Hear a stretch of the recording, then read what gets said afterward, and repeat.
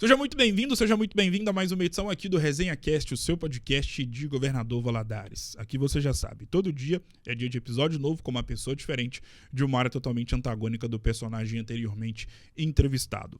E hoje, justamente no episódio de número 1271, tenho a honra de poder eternizar uma grande história na psicologia aqui da nossa cidade. Falo dela, a psicóloga Ananda Moraes, que me dá a honra da sua presença aqui no podcast Eternizador de Histórias. Ananda, primeiramente, seja muito bem-vinda. É uma honra inenarrável poder te receber. Bom dia, boa tarde ou boa noite, depende do horário que vai estar nos acompanhando. Seja muito bem-vinda. Muito obrigada, para mim é uma honra estar aqui no podcast, ter recebido esse convite. E estamos aqui para o que der e vier, para o que você quiser perguntar. Estou muito feliz. Tamo junto e a felicidade é toda nossa de poder receber uma pessoa da sua magnitude. Para começar nosso bate-papo, e você é a pessoa ideal para poder falar acerca desse seguinte assunto, e você vai entender onde eu quero chegar. Por quê? Quando eu era pequeno, eu tô falando no início dos anos 2000, eu sempre fui uma criança muito ligada aos veículos de comunicação. Haja vista que anos depois virei jornalista. E pelo fato de ter sido uma criança muito envolvida com tudo que passava nos veículos de comunicação, eu sempre acompanhei muita televisão, obviamente. Ouvia muito rádio, por incrível que pareça. Lia muito jornal. Adorava ler revista. Essas revistas que ficavam espalhadas nas mesas de consultórios odontológicos, médicos, enfim. E eu me recordo, Ananda, de que nessa época, não lembrar de ver nesses veículos de comunicação o assunto saúde mental ser debatido. Parece que teve que vir o advento nefasto da pandemia para fazer com que toda a humanidade pudesse se alertar em relação aos cuidados com a saúde mental. Haja vista que hoje em dia, você pode falar com muito mais propriedade do que eu, temos visto o corpo, a abrangência que vocês psicólogos ganharam, médicos, psiquiatras, terapeutas, enfim. Feito esse preâmbulo, como você está? Como está a sua cabeça? Como é que tem sido este ano de 2025 para a sua história de vida? Eu acho que eu tenho que agradecer muito a Deus e as pessoas que estão ao meu redor, porque eu acho que as pessoas que a gente escolhe para ter ao nosso redor, Sim. Elas falam muito sobre a nossa saúde mental. E graças a Deus eu tenho pessoas com as quais eu trabalho que me ajudam a ter uma boa saúde mental. Acho que todo psicólogo, Gustavo, tem que fazer terapia, né? Porque a gente lida o tempo inteiro com angústia. Sim. Eu falo isso com os meus alunos da faculdade. Vocês sabem que vocês escolheram a profissão que trabalha com angústia, com a dor humana. E saúde mental é um tópico que está sendo muito debatido, mas é um tópico amplo, né? Exato. Porque ele é social, não é só ir lá no psicólogo. Saúde mental está me falando da sua qualidade de vida, da sua saúde. Saúde mental é um conceito muito amplo. Então, hoje a minha saúde mental vai bem porque eu cuido dela. Então, eu tenho uma rotina hoje que está mais tranquila, que eu estou adequando diante de tudo que eu faço. Eu tenho meu exercício físico, tempo de qualidade com a minha família. Então, acho que a terapia, eu acho que tudo isso é saúde mental. A pandemia vai revelar muita coisa, né? As relações, elas ficaram muito próximas. Então, os conflitos também vieram. Então, acho que a psicologia, ela ficou muito em evidência.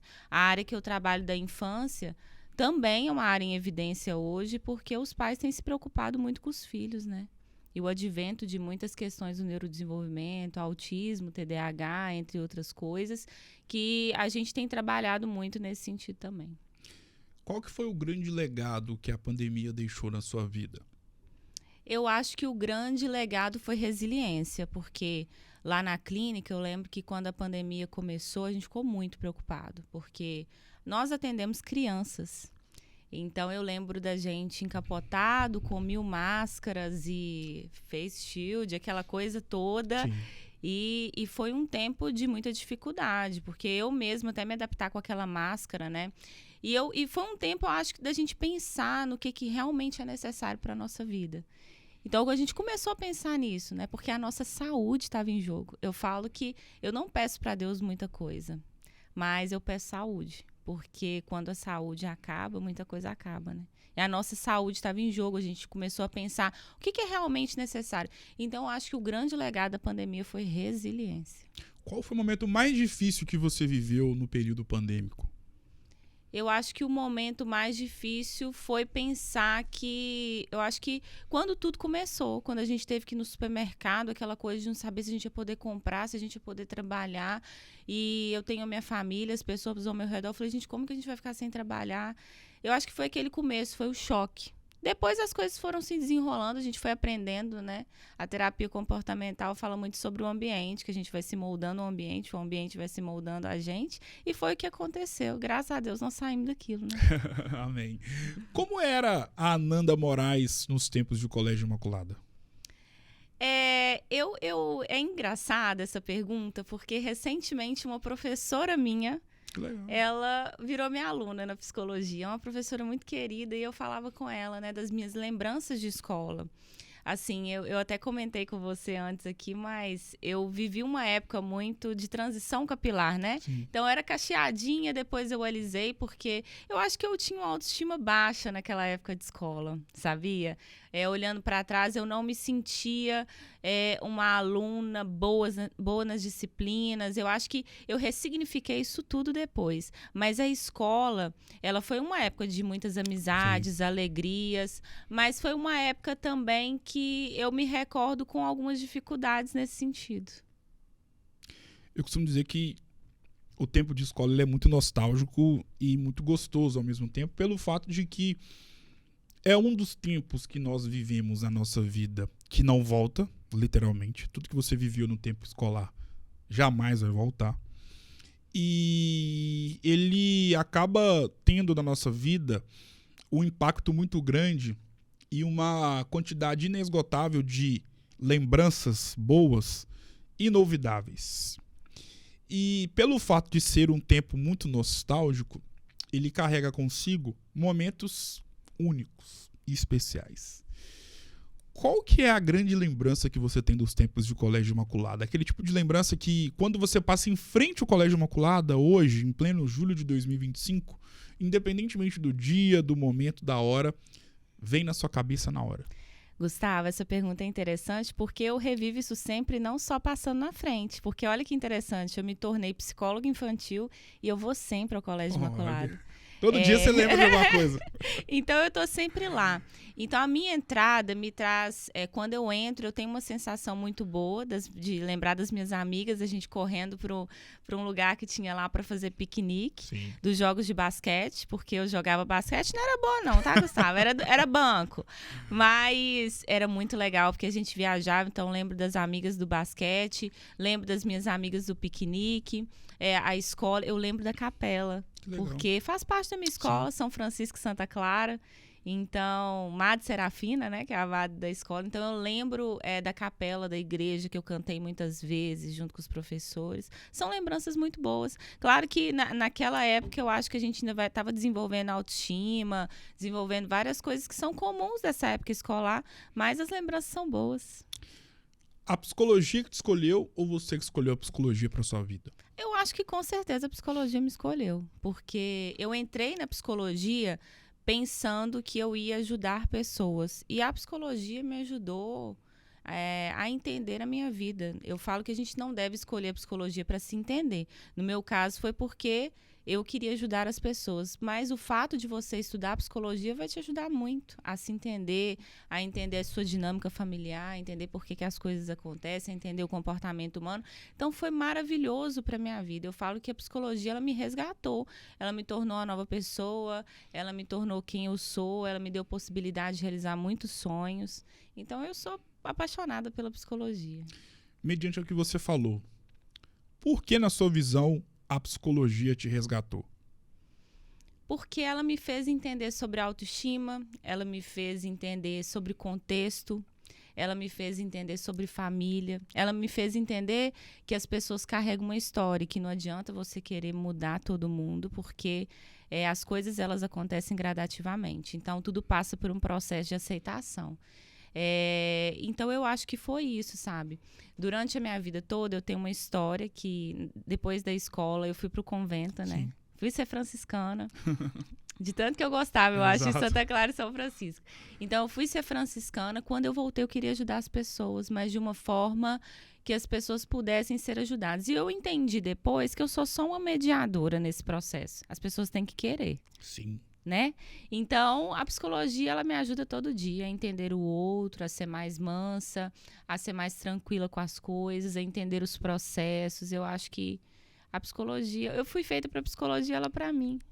É real isso. Sobre o seu período dentro do curso de psicologia, e é interessante notar tudo isso que você falou agora há pouco, que você foi escolhida para psicologia. Mas na nossa vida existem momentos de confirmações em várias searas. Searas amorosas, searas profissionais, principalmente. E já dentro do curso de psicologia, na Univale, qual foi o momento? Pode ter sido uma conversa, pode ter sido um período muito específico dentro do curso, pode ter sido uma atividade, enfim. Qual foi o momento da confirmação de que você foi escolhida para estar dentro da psicologia? Tiveram vários momentos, mas o mais significativo foi quando um professor pediu para a gente escrever um texto sobre Merleau-Ponty. Nossa, eu lembrei disso agora. É uma parte filosófica da teoria psicológica e tudo. E aí, quando eu escrevi esse texto, ele falou, menina, você escreve bem. E aí eu falei assim, gente, o professor falando porque eu escrevo bem. E aí depois ele foi meu professor orientador, Carlos Alberto Dias. Um abraço para ele, grande Carlos Alberto. Foi meu professor na iniciação científica. Então comecei a ter contato com artigos científicos e ali depois de um tempo eu também fui para um estágio na área organizacional com uma grande psicóloga aqui em Valadares, que é a Márcia Pinho. E aí eu falei, nossa, é aqui que eu quero ficar. Então foram esses dois momentos bem específicos. Qual que é o papel, ou qual foi, melhor dizendo, o papel da faculdade de psicologia no que a Ananda Moraes é hoje como psicóloga? Gigante. Eu acho que a estrutura da faculdade, os professores, eu tenho ótimas lembranças do ambiente que eles criaram de ensino, né?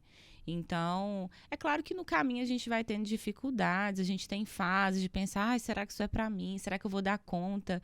Mas a clínica de psicologia, o fato de você ter contato com os pacientes, o suporte que eu recebi, principalmente na iniciação científica, não só dos professores de psicologia, porque como a gente estava numa universidade, a gente tinha professores de várias áreas ali. Sim. Então, da odontologia, eu tive contato com vários. Essa coisa multidisciplinar, eu acho que me preparou para hoje estar numa clínica multi, né? Porque na clínica nós somos psicólogos, fonoaudiólogos, terapeutas ocupacionais, fisioterapeutas, e eu amo trabalhar em equipe com pessoas diferentes. Não só com pessoas da psi, Sim. porque você tem uma visão muito abrangente do ser humano, né? Então, eles têm uma visão da parte física, da parte sensorial, da parte de fala. Eu acho que isso tudo agrega muito. Então, a faculdade me preparou para estar onde eu estou hoje, trabalhando com equipe. Em relação à psicologia nos tempos atuais, a abordagem voltada para esse segmento profissional é muito diferente do que acontecia outrora, a coisa de 20, 30, 40 anos. E na minha cabeça, como leigo, tá? E me corrija se eu estiver errado, isso aconteceu principalmente por conta da pandemia. Você corrobora com essa minha visão? Ou além da pandemia, aconteceu um outro fenômeno, ou está acontecendo outros fenômenos para que a psicologia seja tão debatida e tenha essa importância gigantesca nos tempos atuais na vida humana? Eu acho que o advento aí das redes sociais também, né? As pessoas foram para as redes sociais falar o que elas sentiam.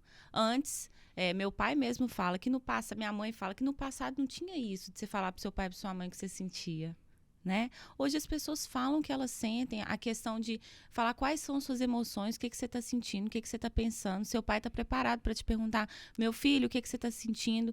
Nós estamos mais abertos ao diálogo. Eu acho que isso que está acontecendo também de muitos diagnósticos na área da infância, né? Então a área da infância ela está em evidência hoje. Eu acho que foi a pandemia e junto com o advento das redes sociais onde as pessoas começaram a se expor mais e a gente começou a pensar. Eu Eu tenho uma amiga que está numa rede, mesmo que ela fala dos sentimentos dela, do que ela sente, das dificuldades do dia a dia. Muita gente vai lá, se identifica, ela fala, eu faço terapia. E isso tem me ajudado muito. Então, o fato das pessoas também fazerem terapia e isso estar ajudando, eu acho que é uma coisa que está fazendo a psicologia ficar aí em evidência. Quais são os pilares existentes na abordagem de uma psicóloga para com uma criança? Eu acho que a primeira coisa é você se envolver no mundo da criança. Então, no lúdico. O primeiro ponto é a ludicidade. É você saber que no mundo infantil a criança não vai sentar lá no sofazinho, né? Chegar a sentar no sofá, fala pra mim o que você tá sentindo. Não, a gente brinca. Então, eu volto na minha infância todo dia.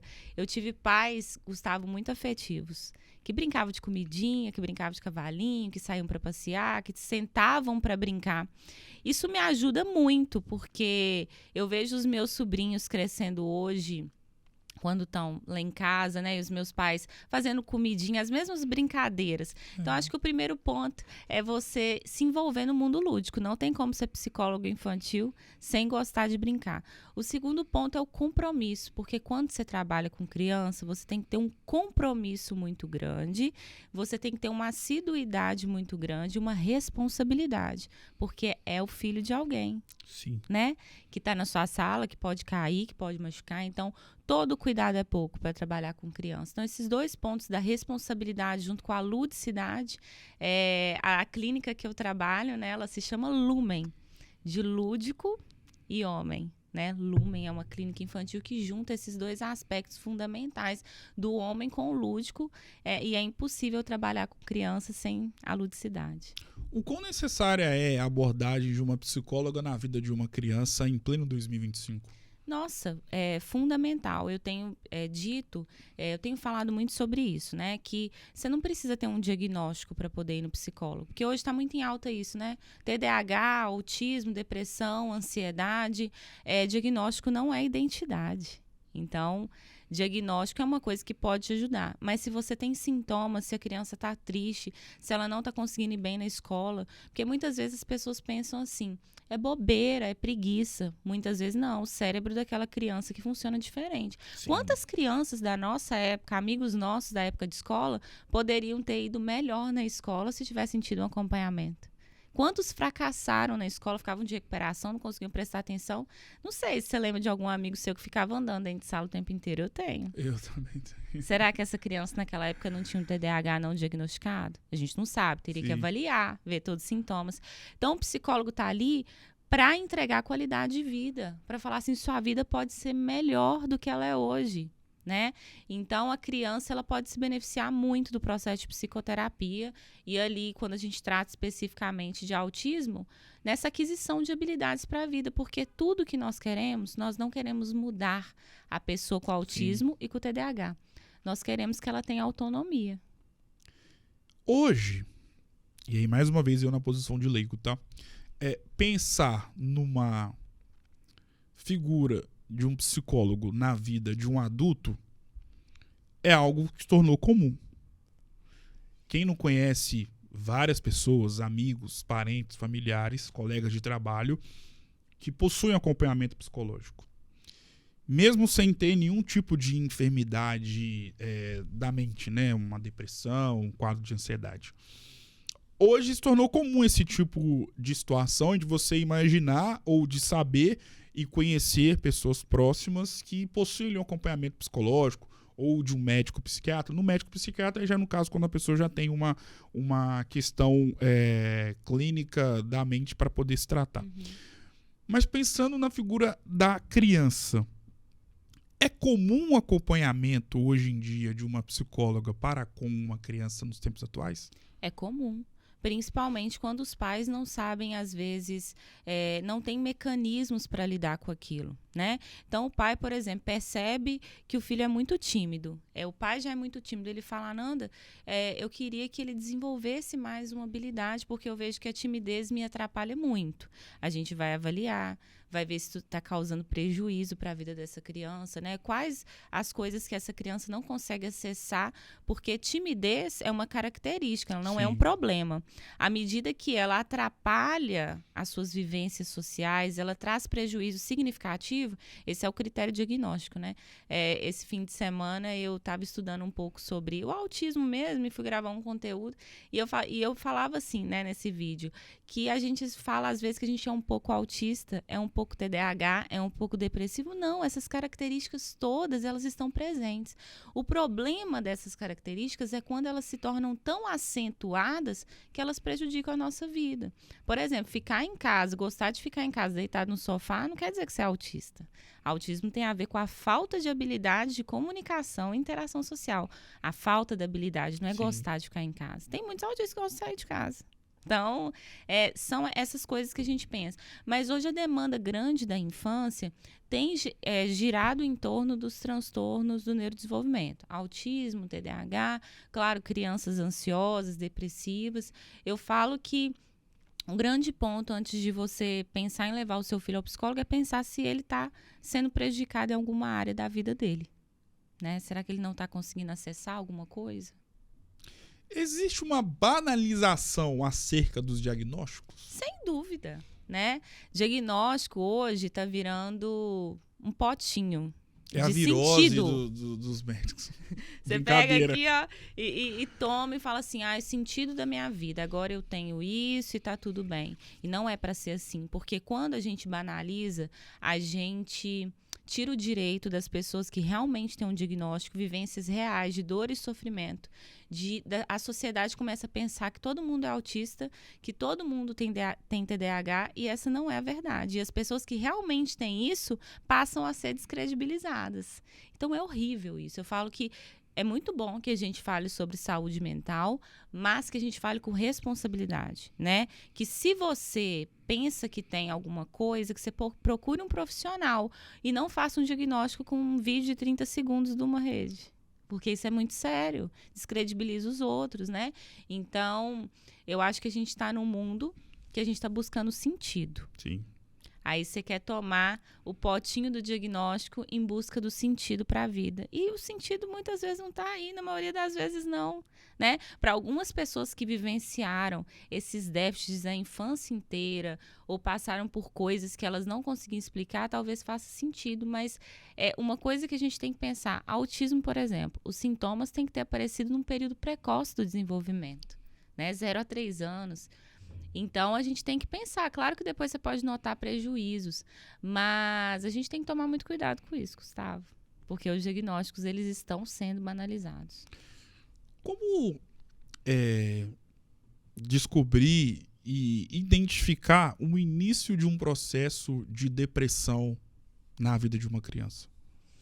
A criança começa a se isolar, né? Claro que podem ter fatos desencadeadores. Sim. Então, por exemplo, a morte de um familiar, o divórcio, né, dos pais, alguma outra questão, bullying na escola, tudo isso pode desencadear. Quando essa criança começa a ficar, ela era mais participativa, começa a ficar sozinha demais, começa a se isolar, começa a se afastar dos amigos, conversava muito, não conversa mais, comia, parou de comer. Tudo isso pode ser indício de processo depressivo na infância, né? É algo muito sério, porque também, talvez, os sinais eles não sejam assim tão evidentes. Sim. Por isso que os pais têm que buscar criar conexões intensas com os filhos. Hoje, o que a gente vê é que nós temos pais, sim, que procuram, mas como a gente vive numa era muito da correria, às vezes você procura o seu filho só para cobrar. Fez dever de casa, né? Foi na escola hoje, fez tudo certo, mas não para se envolver. Meu filho, como é que foi seu dia hoje? Conta aqui, vamos sentar aqui junto, vamos brincar aqui junto, de tirar esse tempo. Eu acho que ser pai e mãe é a tarefa mais importante da vida de pessoas que desejam se tornar pais. De quando ela tem tudo na vida dela ali, ser pai e mãe é a tarefa mais importante, porque você está educando uma criança para a vida, né?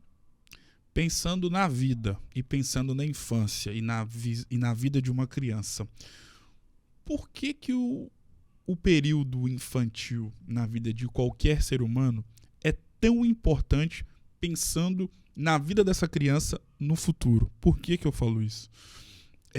A infância deixa rastros positivos e principalmente negativos, dependendo do que essa criança viveu durante o período infantil. Seja na relação com os pais, seja na relação com outros familiares, seja na relação com amigos. Por que a infância é tão importante na vida de um ser humano? Porque é quando você está entendendo sobre as suas emoções, você está entendendo sobre a vida, você está descobrindo como que as coisas funcionam. E aí é muito importante você ter um mediador capaz, porque as relações humanas, elas são mediadas. Sim. Né? Pessoas que te deixem descobrir sobre o mundo. Se você é uma criança que está ali, vamos dar um exemplo, querendo saber sobre os dinossauros, onde eles vivem, o que eles comem, e você tem um pai e uma mãe que vira e fala assim, não, meu filho, fica aí mesmo. É diferente de um pai e uma mãe que vira e fala, não, meu filho, eles comem isso, vamos pesquisar, vamos fazer. A curiosidade, muitas vezes a gente acha que o comportamento humano ele é todo da genética, da hereditariedade, mas o ambiente ele tem um papel fundamental no desenvolvimento do ser humano. E as pessoas que fazem essa mediação também. Então, a teoria que eu trabalho na psicologia, que é a teoria comportamental, ela fala muito sobre a importância do ambiente.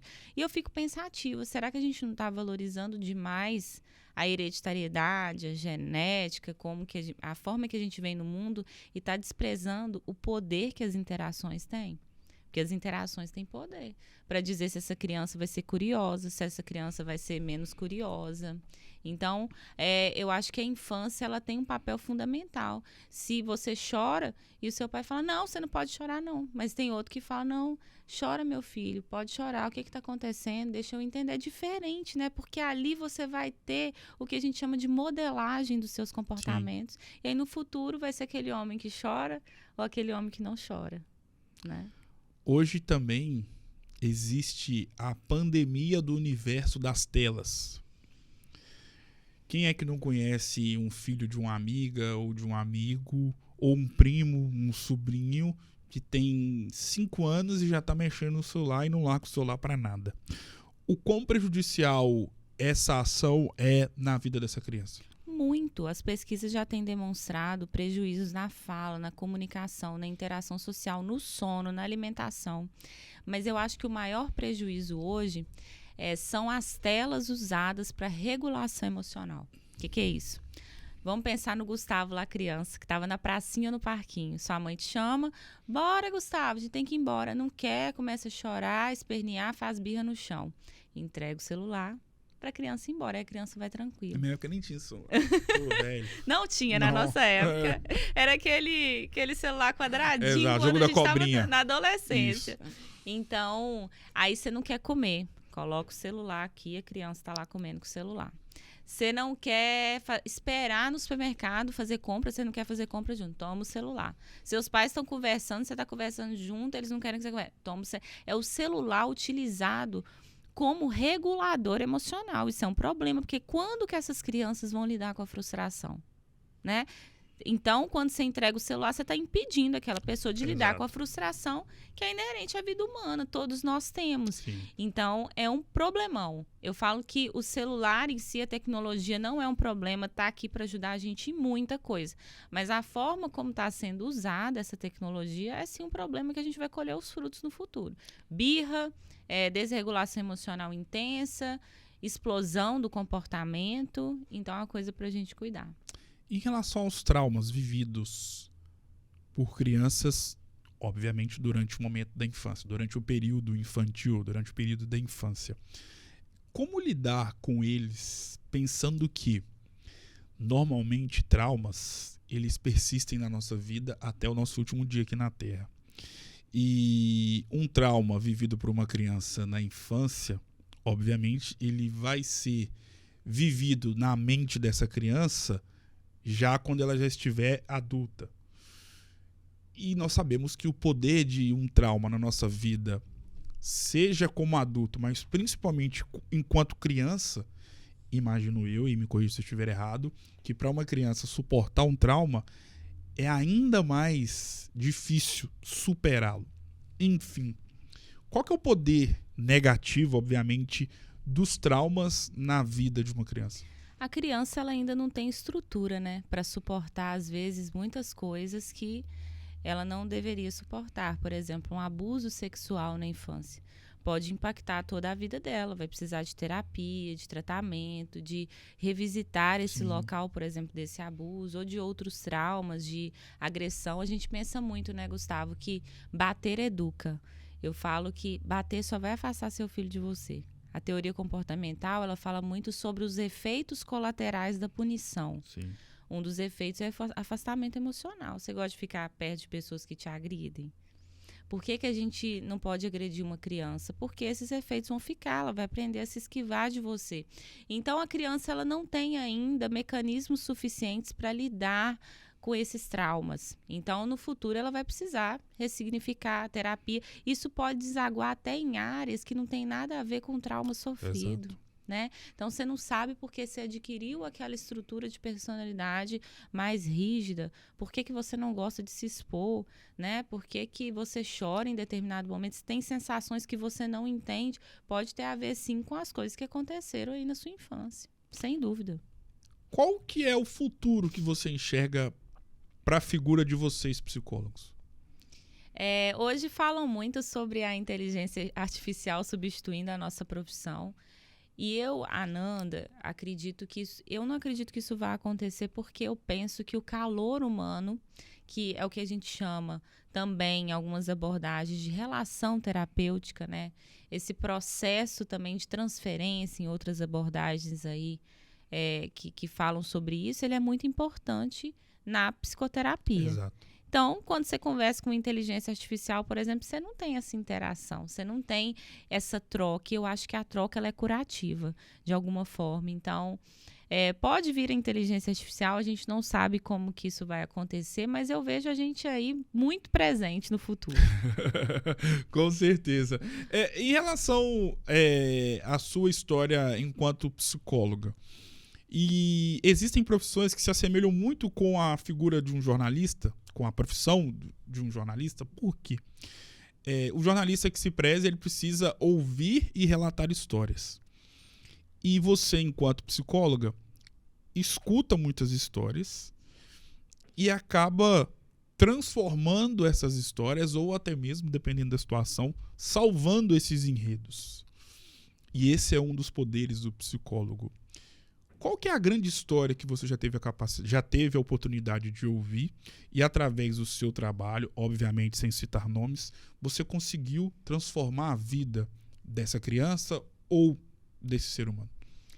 O Gustavo. Adulto, obviamente. Porque todo mundo é ser humano. Com certeza. Eu acho que grande parte da nossa profissão, ela passa pela ética, né? Então, quando você fala aí sobre as histórias, eu acho que o papel fundamental do psicólogo, que você espera, que as outras pessoas esperam, que os pais dos meus pacientes esperam, é que a gente ouça as histórias e as guarde, né? Como numa caixinha. Exato. Porque as pessoas hoje, elas têm muito medo de serem expostas. E eu acho que é um medo real de todos nós, de termos as nossas histórias expostas.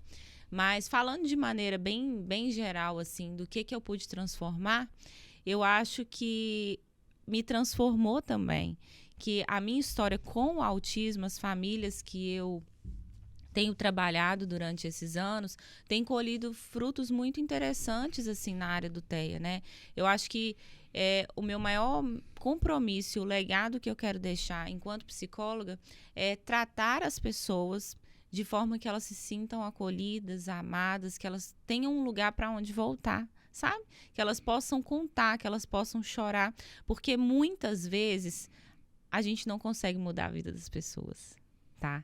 E eu não posso romantizar a psicologia. Muitas vezes elas não vão ter a vida totalmente transformadas, mas elas vão ter alguém para elas chorarem por alguma coisa que elas ainda vão trabalhar. Sei que parece complexo, mas é um pouco disso, de estar ali, de ser presente. Então, eu acho que a grande transformação, ela não é algo visível, é a presença daquele profissional para poder dar suporte para essas pessoas, principalmente para essas famílias, porque a mãe, ela já vem ao mundo com uma missão. A mãe e o pai de uma criança autista, eles vêm ao mundo com uma missão dupla. Sim. Então, E isso perpassa aceitação, negação, aceitação, sofrimento, entender quais são as potencialidades. Meu filho vai ser independente? É uma pergunta que abala a estrutura da gente quando a gente ouve. Meu filho vai ser independente? Ele vai conseguir? Ele vai conseguir, se ele quiser pegar uma maçã na geladeira, ele vai conseguir pegar? Pôr água no copo para beber? Coisas que pra gente parecem simples, Sim. né? Então, eu acho que a mudança, ela acontece nessas pessoas e em mim também, quando a gente aceita a vulnerabilidade humana. Antigamente, era muito comum você ouvir, psicólogo é coisa de doido. E eu acho que a pandemia ajudou a extirpar esse tipo de pensamento. E pensando na sua atuação como psicóloga em pleno 2025, de fato esse pensamento já foi totalmente extirpado pelo que você tem de convivência, não só com outros profissionais, mas também com pessoas que te procuram pedindo ajuda, ou até mesmo uma pessoa que no momento não está tendo nada, que está abalando a mente, mas que gostaria de ter um acompanhamento psicológico? Eu acho que é um conceito que ele ainda está sendo trabalhado, mas muita gente pensa isso ainda. Às vezes não busca ajuda por pensar que psicólogo, psiquiatra é coisa de doido e não tem isso. Mas é claro que a história da psicologia, ela perpassa pela história dos hospitais psiquiátricos. Sim. A gente tem a luta antimanicomial. Então, eu já tive a oportunidade, né, de visitar o Hospital Psiquiátrico de Barbacena, que hoje é um museu, onde as pessoas ficavam em camisa de força, né? Os tratamentos eram terríveis naquela época. Então, isso tudo está na história. Então, as pessoas, elas remetem a essa parte da história. Eu acho que ainda tem presente, sim, essa ideia do psicólogo e louco, mas a gente tem que começar a pensar o que é normal, né? O que é normal? Será que a criança que te desafia, ela é anormal? Não, desafiar está dentro da normalidade. Agora, como que a gente vai lidar com isso? Então, essa barreira entre o que é normal e patológico, a gente não fala doido mais. Alguns nomes, eles até foram retirados dos manuais diagnósticos, né? O retardo mental. Não existe mais essa nomenclatura. Hoje é deficiência intelectual. Sim. Então, tudo já está sendo feito para tirar essa ideia de louco. Porque todos nós, de alguma forma, precisamos de ajuda.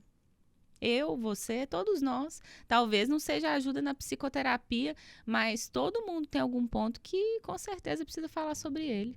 Ser psicóloga para você é o quê? Eu acho que ser psicóloga para mim é ser feliz, é ter liberdade para ser quem eu sou, é poder acolher. Sobre a palavra e o verbo, melhor dizendo, acolher. O acolhimento é um dos pilares no momento em que você está atendendo um paciente, principalmente se tratando do público infantil.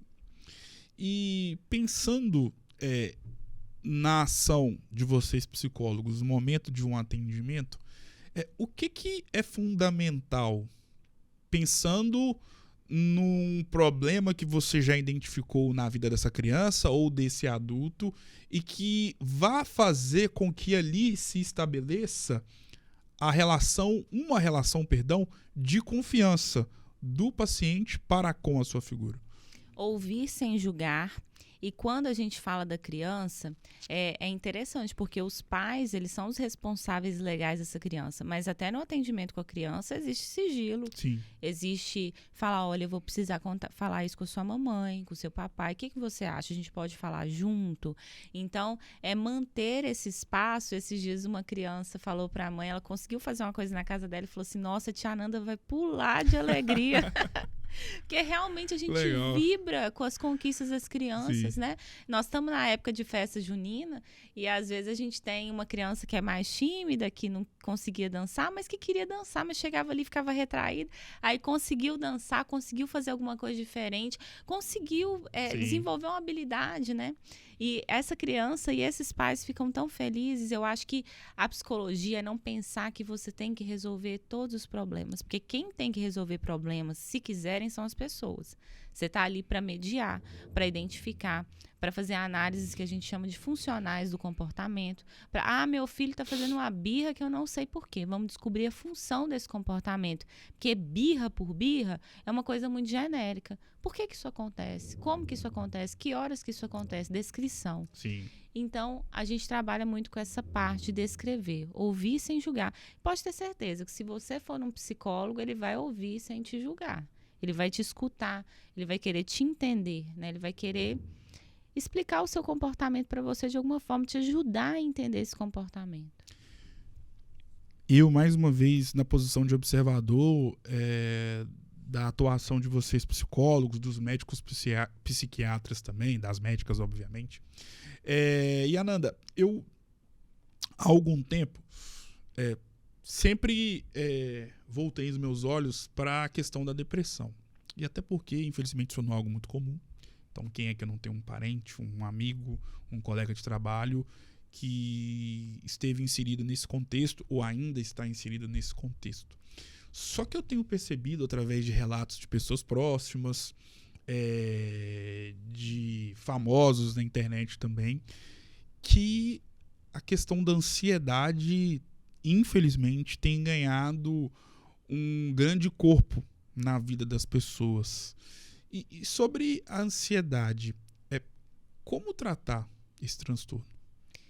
A gente tem que identificar primeiro o transtorno, né? Porque ansiedade por si só, ela é necessária à nossa vida.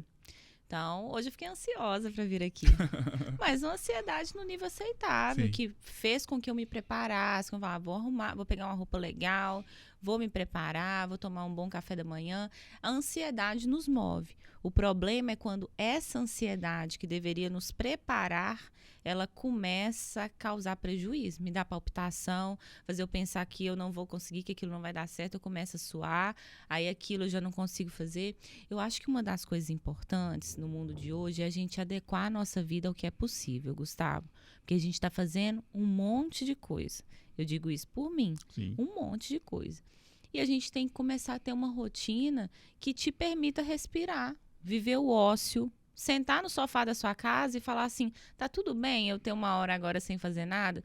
Porque a vida tá muito corrida e isso vai causando ansiedade. Quando a gente fala, por exemplo, para um pai e para uma mãe, não deixa o seu filho ter autonomia, colocar a roupa, calçar o sapato, Nanda, mas a vida é corrida demais. Então, a gente tem que tentar, na medida do possível, adequar essa vida para que ela fique menos corrida. Porque essa correria, essa coisa acelerada de viver, está nos deixando ansiosos. Eu acho que tem até algumas pesquisas sendo feitas se as redes sociais estão deixando a gente ansiosos ou se é o contrário. Ver a vida do outro, será que deixa a gente ansioso? Será que a comparação é excessiva? Eu falo que uma das metas da minha vida é buscar a autenticidade. Ser quem eu sou, o que eu quero fazer, da forma que eu quero fazer, sem me espelhar na vida do outro. Isso é muito difícil hoje em dia, porque a gente está o tempo inteiro vendo a vida do outro, né? Pensando nessa questão da comparação, tem uma outra ação que tem um outro contexto onde muitas pessoas estão inseridas, principalmente as mulheres, que às vezes chama muita atenção, e aí você vai entender onde eu quero chegar e do que eu estou falando. Porque eu conheço várias mulheres lindas, maravilhosas, mulheres que param a rua, para a festa, para um local que está tendo uma resenha ali, para qualquer ambiente. Mas é muito louco pensar, e eu sei de vários casos, que essas mesmas mulheres possuem uma baixa autoestima altíssima, se é que deu para poder entender. E é louco você pensar que, poxa, uma mulher que tem um atributo físico muito interessante, que para a rua, que sempre foi muito elogiada, cortejada, possui uma autoestima baixa. Como funciona isso na mente de um ser humano e como uma psicóloga pode tentar cuidar ou tratar dessa questão? A busca pelo sentido, e tem até um livro, né, Em Busca do Sentido, de um filósofo, se eu não me engano é o Viktor Frankl, que fala sobre isso, que nós buscamos um sentido para a vida. Ele escreveu esse livro no campo de concentração, tentando achar um sentido no campo de concentração. Sim. às vezes a gente busca algumas coisas, se espelha em algumas coisas, mas não está buscando o verdadeiro sentido da vida, a autenticidade. Então, você está ali maravilhoso, mas a vida está vazia, porque você não está buscando o que realmente é o sentido para a sua vida, né? Porque o sentido não é um sentido geral para todo mundo, é o sentido da nossa vida. Sim. Só que hoje nós temos vários espelhos que talvez nos atrapalhem a enxergar o que está dentro, olhar para dentro, olhar para aquilo que é mais importante na minha vida, para o que eu quero, para o que é o meu sentido, quais as minhas metas, quais são os meus sonhos, que não são os seus sonhos. E isso hoje é muito difícil. Em relação a o que a gente tem visto muito de relatos e que acabam ficando muito expostos na mídia, tanto para as pessoas comuns, podemos dizer assim, até mesmo na vida de famosos, são comportamentos, Ananda, que acabam indo de encontro com a ausência de uma figura paterna, especialmente durante o período infantil, durante o período da infância.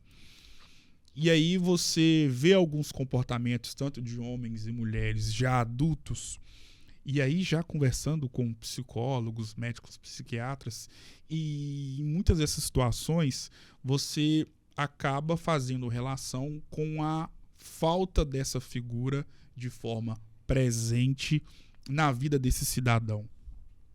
O quanto que a ausência da figura paterna ou materna é fundamental para poder atrapalhar o desenvolvimento não só de uma criança, mas também o desenvolvimento de um adulto. Nossa, a teoria do apego emocional de Bowlby, né, ela fala que os nossos cuidadores são as nossas primeiras figuras de impacto, né, a nossa mãe. Agora você fala do pai e é uma coisa assim. Aqui em Valadares existem muitas pesquisas, né, falando sobre a saída do pai, que a gente tem aqui a questão da ida para outro Sim. país muito forte. Então, muitas vezes o pai vai, a família fica com a mãe. E o quanto essas crianças são impactadas. Eu vejo isso no estágio que eu coordeno da faculdade. A falta da figura paterna, na maioria dos casos, né? E aí você não tem aquela figura que está ali, que limita aquele ambiente, que muitas vezes coloca a regra, que está próximo. Como eu te disse antes, fazendo um casadinho aí com a minha vida, eu tive um pai muito presente. Muito, ele até hoje é presente. Ele fez 80 anos, graças a Deus. Amém. E ele mudou a história da minha família. Acho que pai e mãe têm o seu lugar. Sim. Eu acho que crescer sem um pai, os relatos que a gente ouve são diversos. E principalmente o quanto isso impacta, principalmente no quanto você se sente amado, de crescer sem essas figuras, Exato. porque são as primeiras figuras que modelam o seu comportamento, que te ensinam que é amar, que te pegam no colo. Crescer sem isso, com certeza, vai impactar a vida.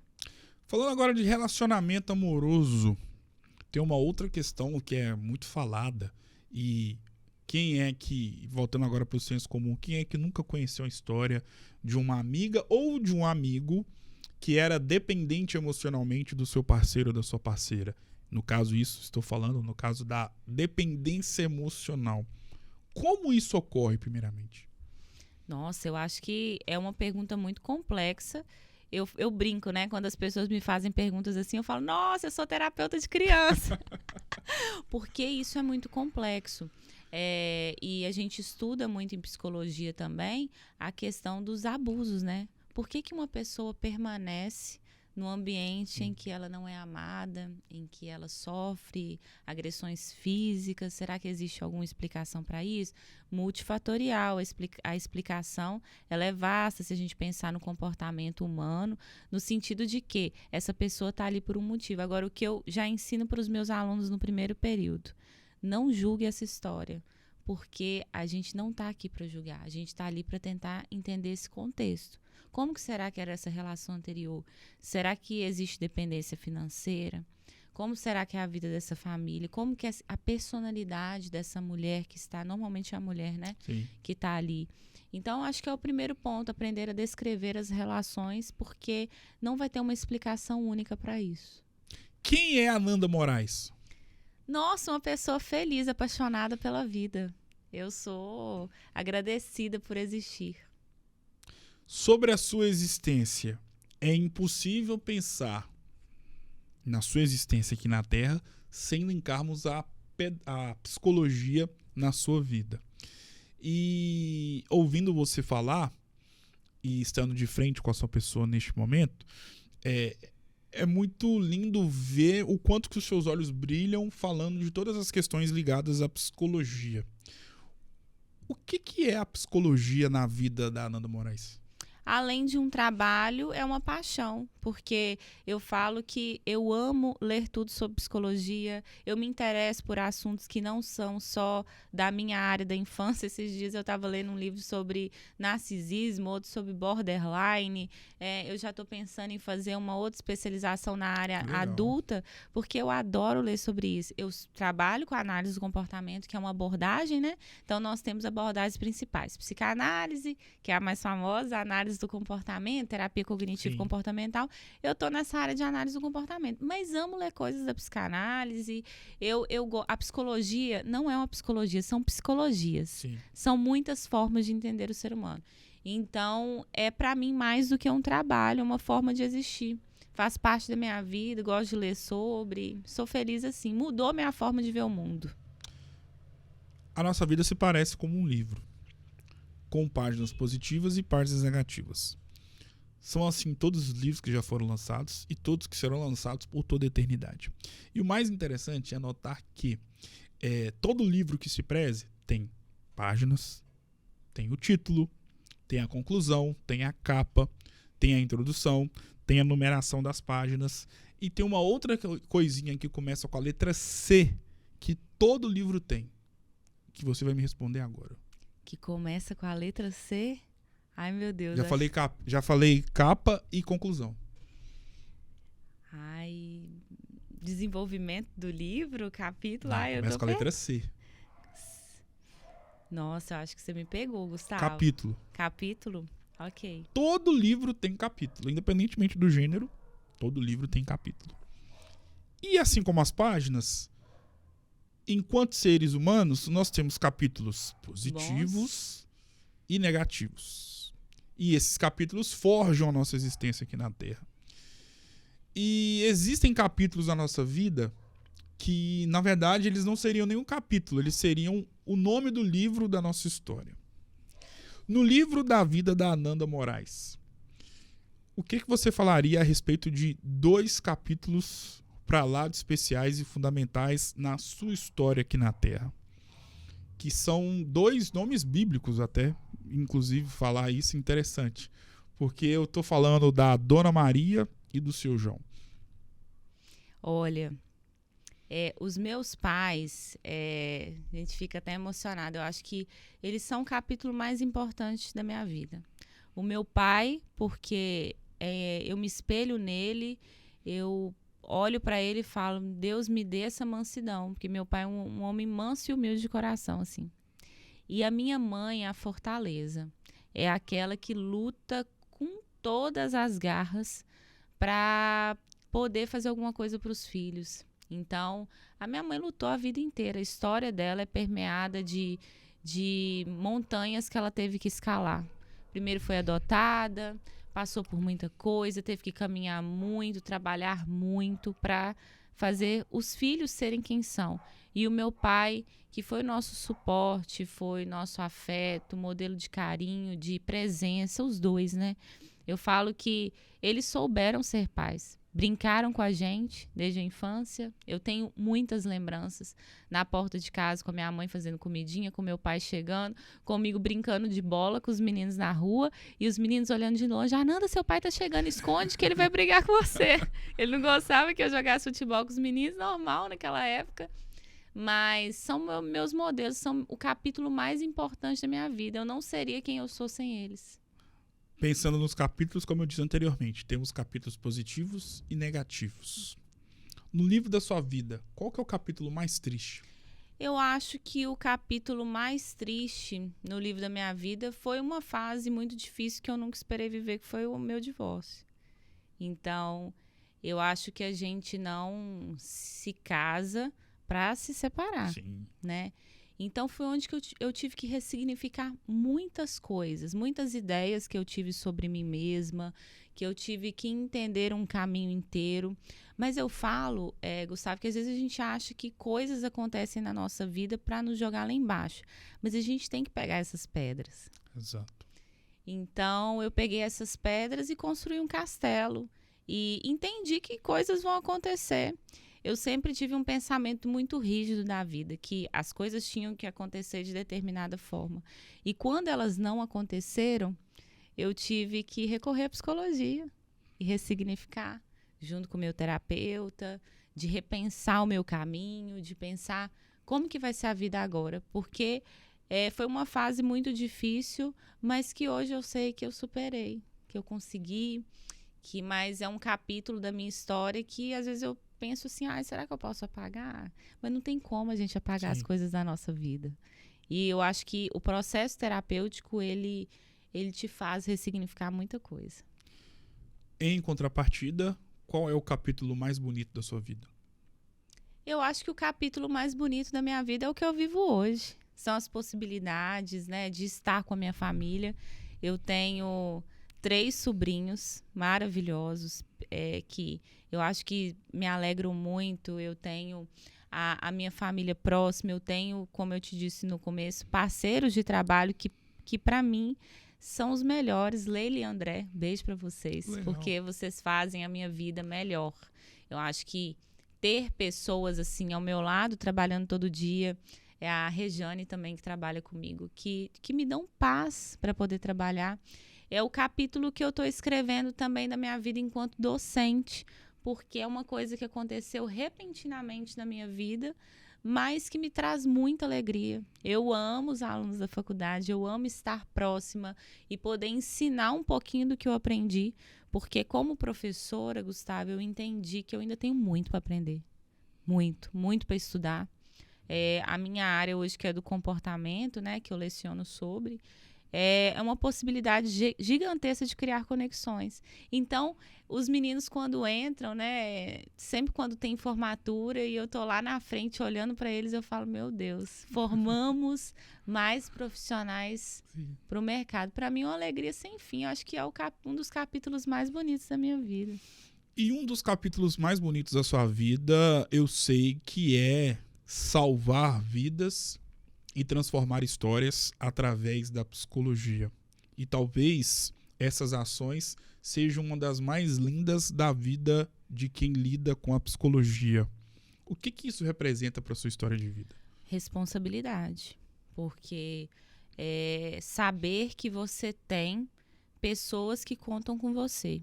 Então, eu falo que eu não romantizo isso, é responsabilidade, é estudar, é estar sempre se atualizando, porque tem pessoas ali que dependem do seu trabalho, que dependem das suas orientações, que a depender do caminho que você vai falar para elas, olha, isso aqui vai ser ótimo para o seu filho, isso aqui não vai ser, elas vão seguir. Então, a palavra é responsabilidade. Defina a sua vida com uma palavra. Autenticidade. Defina a sua história de vida com uma frase. A resiliência me manteve aqui. Defina essa conversa com uma palavra. Incrível, nunca vou esquecer. Uau, foram várias palavras. Eu vou acreditar. Desculpa. Não, para isso pode ficar à vontade. Vou acreditar. Tá bom. Muito obrigado, Ananda. Foi uma honra poder ter tido a oportunidade de imortalizar a sua maravilhosa história de vida, não só enquanto profissional, mas principalmente enquanto mulher. Sucesso e claro que as portas estão abertas para você poder voltar mais vezes. Muito obrigado. Eu que te agradeço, Gustavo, agradeço toda a sua equipe.